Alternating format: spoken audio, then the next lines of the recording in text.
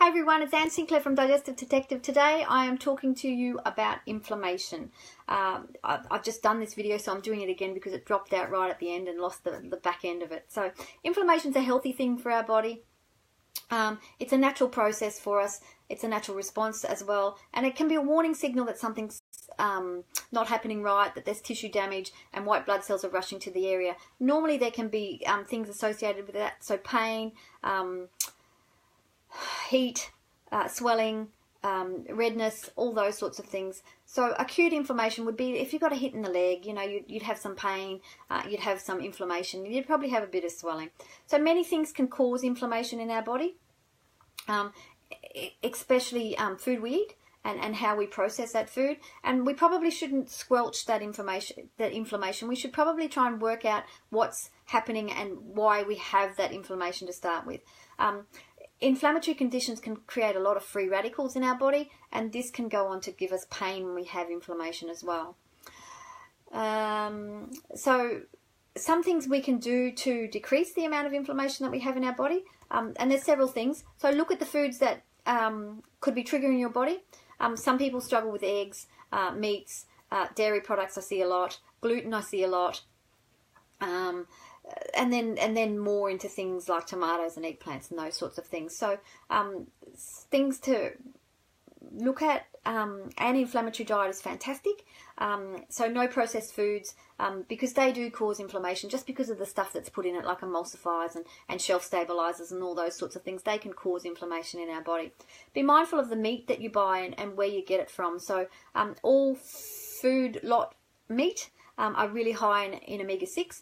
They're pro-inflammatory foods. So if you're buying meat from a supermarket, be mindful that they are factory farm animals and they're fed corn and grains and those sorts of things. And when you eat that, that's going to be put into your body. And in our society, we're supposed to have an omega-6 to omega-3 ratio of 1 to 1. Well, it's about a 10 to a 1 in favor of omega-6, which is really, really inflammatory. So we don't want to go there if we can help it. So if you can buy organic meat or free-range meat, that's a lot better for you.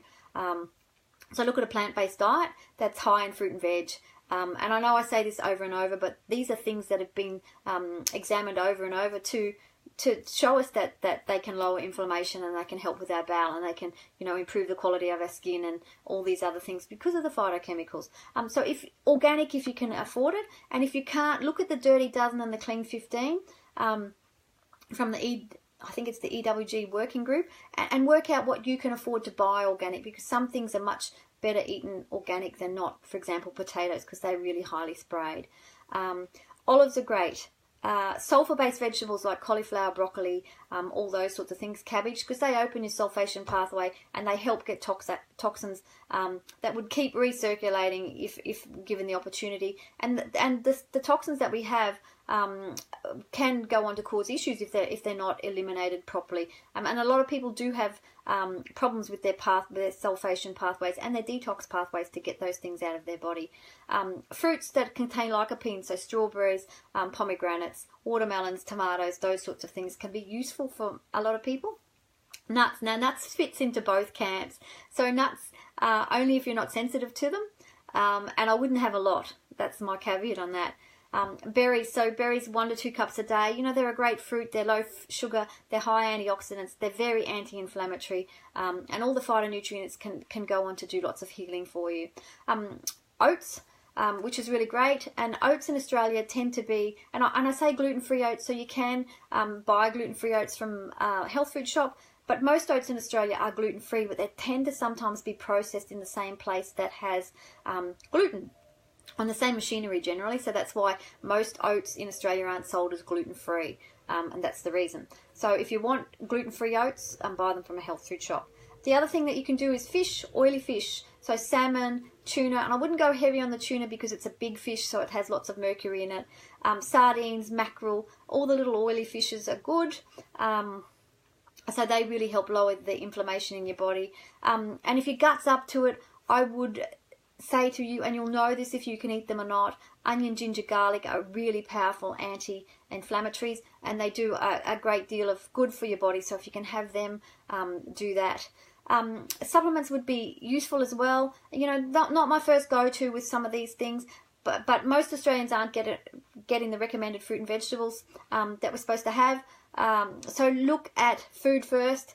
That will give you the biggest bang for your buck, and then head to the supplements after that. Food is easy. You know, food is much easier to me than having a supplement, because you're eating with your friends and your family and you're getting that connectedness. So food is always the first choice for me. Food rotation is also really important. So if you are eating the same thing, and I see this in clinic over and over, if you come every day and you're having the same thing for breakfast, lunch and dinner, you are going to have problems with inflammation. You are going to have problems with food allergies. You're going to end up with gut problems, because gut bacteria love diversity. So the more diversity you can give, the better it is. The more time that you spend changing up what you eat, the better it is for your gut and for you too. You know, life gets boring when you're just eating a mono diet. Some foods to avoid if you have inflammation, which most of us do, and it's probably you can have these once in a while, but I wouldn't have them on a daily basis. So sugar, and that's the biggie, and we know in processed food it's everywhere, so I'm not going to go on with that one too long. Nightshade family vegetables.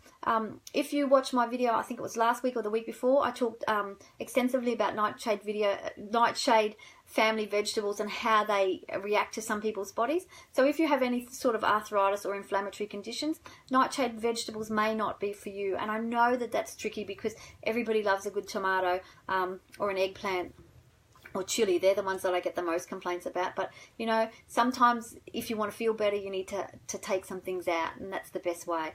Grains and legumes. Grains probably problematic for a lot of people.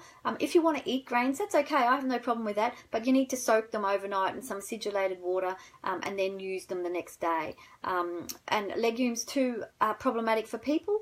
And not for everybody, I see, but they're really great for gut bacteria. So again, I encourage people to soak their own and not necessarily use the tin ones, because most tin ones aren't soaked before they're put in the tin, and they can cause people grief. Whereas if you soak your own, you know exactly what's happening to them. You know they've been soaked for a period of time where they're not going to cause you any problem. You're going to be able to go on and eat them without any issues. Dairy products. Dairy products are inflammatory for most people. You know, they're mucus forming.